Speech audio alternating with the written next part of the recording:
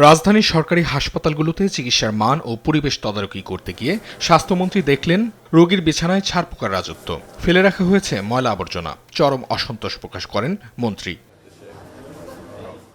মন্ত্রী জানান, পর্যায়ক্রমে দেশের সব বড় হাসপাতালে এমন ঝটিকা পরিদর্শন চলবে। নির্দিষ্ট ডিউটি রোস্টার না মানলে চিকিৎসক ও কর্মকর্তাদের বিরুদ্ধে নেওয়া হবে কঠোর ব্যবস্থা।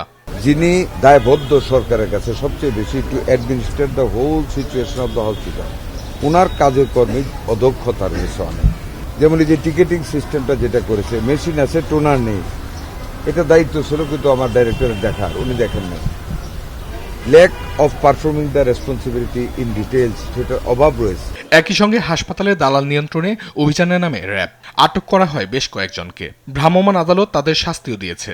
দালালদের দৌরত্ব এবং দালাল নির্মূলে 7 দফা কর্মসূচি ঘোষণা করেছেন, যার মধ্যে মোবাইল কোর্টের মাধ্যমে আইনের প্রয়োগ, দালালদের নির্মূলে দালালদের বিরুদ্ধে আইনগত অভিযান পরিচালনা করা। হাসপাতালে শৃঙ্খলা ফেরাতে আইন শৃঙ্খলা বাহিনী ও স্বাস্থ্য মন্ত্রণালয়ের এই সমন্বিত উদ্যোগকে স্বাগত জানিয়েছে রোগীরা। অঙ্কন চৌধুরী, দেশ টিভি, ঢাকা।